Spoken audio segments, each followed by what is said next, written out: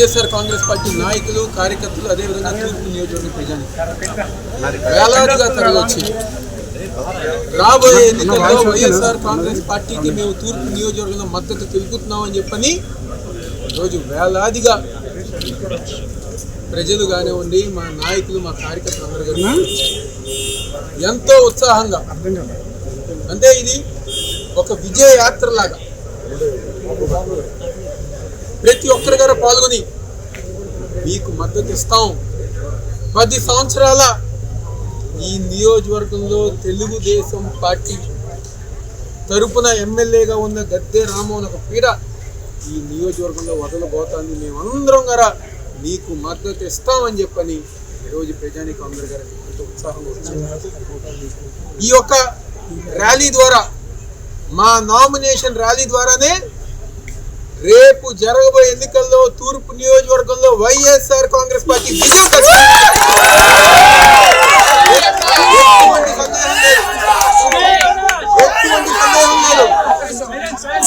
చూసుకోండి. జర్నలిస్టులు లేదా మీడియా వాళ్ళు ఒక్కసారి చూసుకోండి. రామలింగేశ్వర నగర్ దగ్గర నుంచి DCM హోటల్ దాకా ఎంతైనా ఖాళీ ఉందో ఒకసారి చూసుకోండి.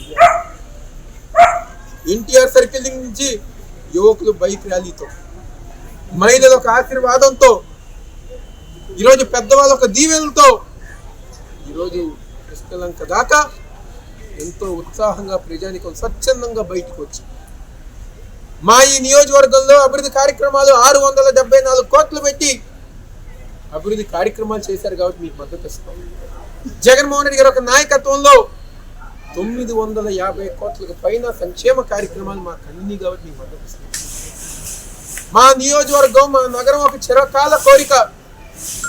రిటైనింగ్ వాల్ జగన్మోహన్ రెడ్డి గారు ఒక నాయకత్వంలో కట్టి మా ఇబ్బందులు, మా కష్టాలు తీర్చారు కాబట్టి నీకు మద్దతు ఇస్తామని చెప్పని స్వచ్ఛందంగా బయటకు వచ్చి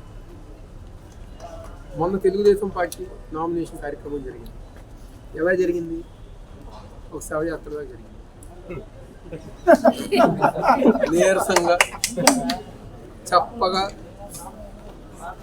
వెళ్దామా వద్దా, ఇంకో 4 అడుగులు వేస్తే అయిపోతుంది అనే విధంగా జరిగింది. కానీ ఈరోజు మాది యువకులు, మహిళలు, పెద్దవాళ్ళు ప్రతి ఒక్కరు గారు బయటకు వచ్చి ఉత్సాహంగా జై జగన్,